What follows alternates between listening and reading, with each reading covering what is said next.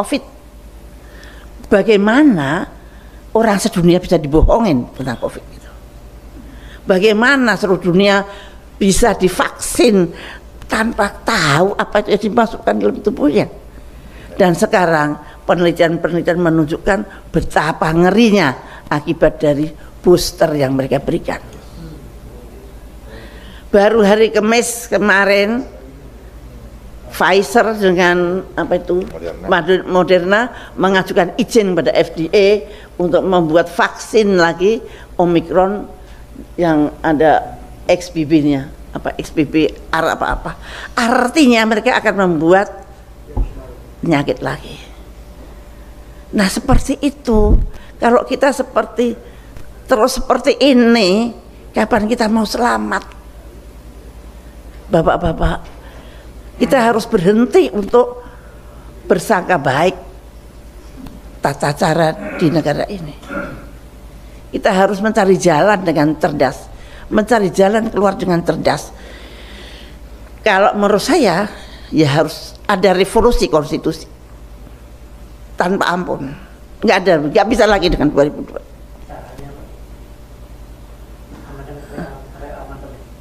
Amandemen itu tidak bisa, kita harus kembali ke UUD 45 18 Agustus. Itu yang perlu dipikirkan. Yang itu yang harus. Kita janganlah kita nanti BPJS kita betulkan, nggak akan bisa betul. Lahirnya sudah tidak betul. Dan itu proksi. BPJS itu bukan untuk kesehatan rakyat, tapi untuk mengumpulkan dana dari rakyat kecil yang akhirnya dibawa oleh pemodal. Bapak-bapak kan nggak tahu kalau uang BPJS yang masuk ke bank itu di bawah OJK, dan dari bawah OJK orang-orang tertentu pinjam, apa dikembalikan apa tidak tahu.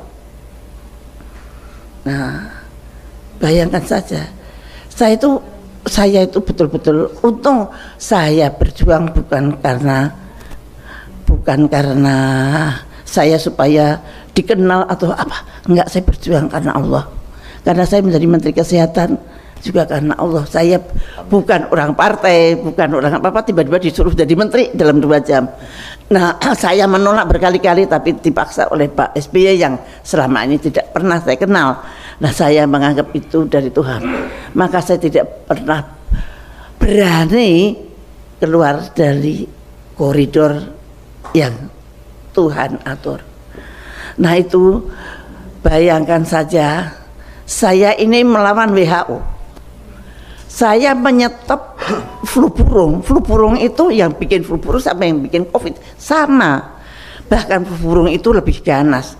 Dalam 1 hari, 2 hari meninggal. Dan kemudian saya tahu bahwa WHO bohong. Saya membuktikannya dengan riset sendiri. Profesor-profesor saya kumpulkan, buktikan bahwa ini.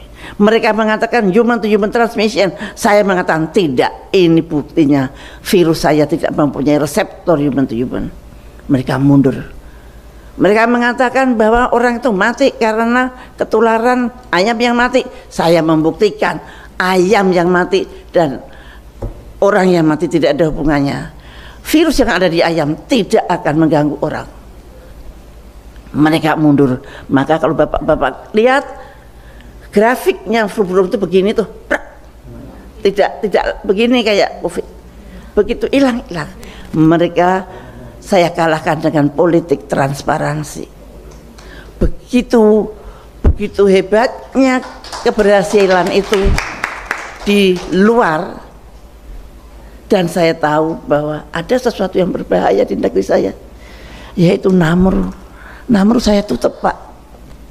Dan saya baru tahu kira-kira 5 bulan yang lalu bahwa saya satu-satunya orang di dunia yang berani nutup laboratorium biologi Amerika di negaranya. Mestinya pemerintah belajar ketika ada, tapi ternyata saya malah masuk penjara. Padahal saya tidak menyerang pemerintah loh. Saya menyerang penjajah, tapi saya di penjara.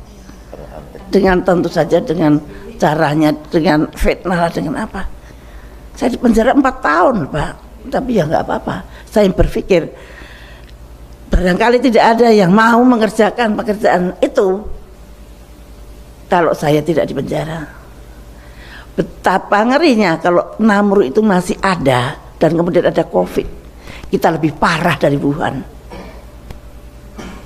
Tapi rakyat nggak tahu kalau itu saya selamatkan. Saya sampai sembunyi-sembunyi, saya sampai diselamatkan oleh BIN, diberi pengawal, sniper segala macam, karena waktu itu saya sangat berbahaya. Dan artinya saya menaruh nyawa saya untuk bangsa dan negara saya. Nah itu, tapi saya di penjara, artinya ada apa ini negara saya? Tapi saya sudah tahu persis, dan bahkan pada waktu di penjara teman-teman saya dari luar pada nengok, dan saya tahu siapa yang memenjara saya, dan saya pasrah pada Allah. Allah selalu mempunyai rencana sendiri, dan alhamdulillah saya masih hidup sekarang, masih bisa bicara di sini, dan Allah barangkali tularkan itu semangat. Amin. Kedaulatan itu, tularkan itu semangat yang tidak takut dengan siapapun. Dan tolong jangan percaya non sewu Bapak ekonom. Izin Pak ekonom. Bapak buat Pak izin Pak. Nuwun sewu, aku baru mau ngomong sama Pak Nuwun sewu, angka-angka itu saya dari dulu tidak pernah percaya. Angka-angka itu dari BPS, kadang saya kan di sidang kabinet. Misalkan angka itu tidak begitu bagus, presidennya, mbok jangan begitu sih, tolong diturunin sedikit.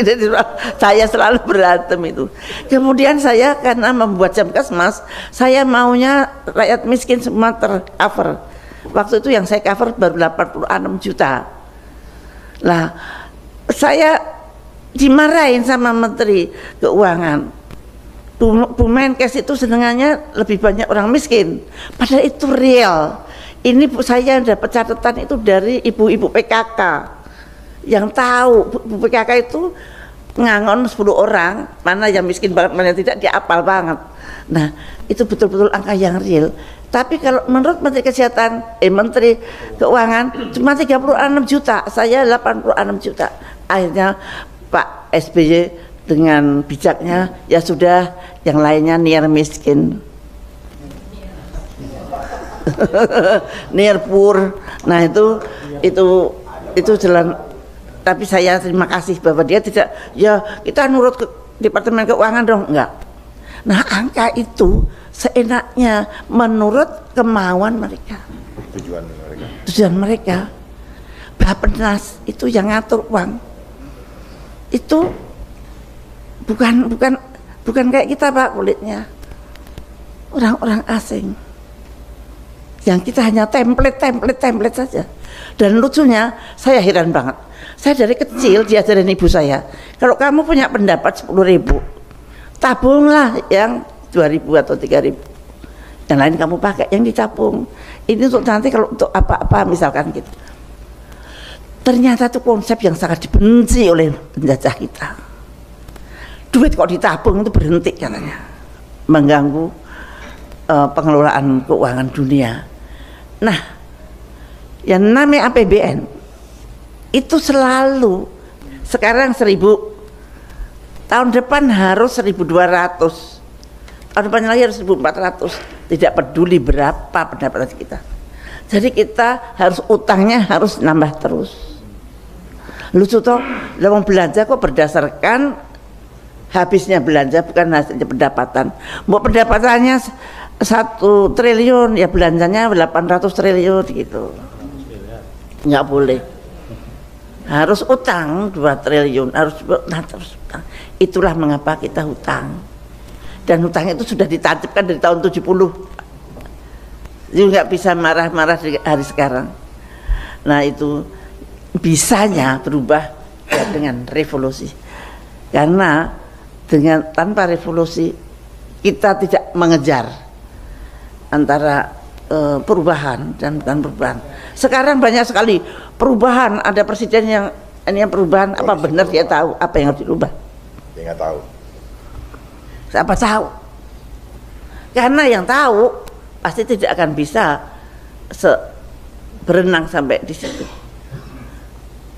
Dan inilah, kalau kita tidak siap, ya kita harus siap, mau nggak mau. Kalau kita memang pengen berubah, rubahlah itu.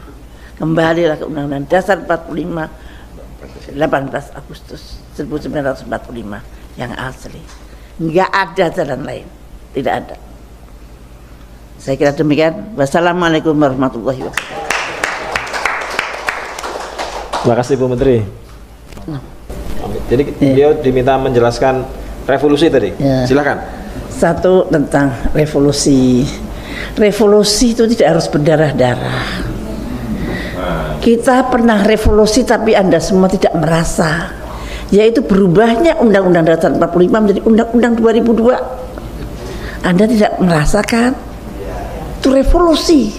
Undang-Undang Dasar 45 yang digelar untuk kedaulatan rakyat, keadilan sosial, kemudian berubah menjadi karpet merah untuk oligarki. Nah, oligarkinya bermuncul setelah sekian puluh tahun baru muncul. Itu kita nggak terasa itu revolusi itu.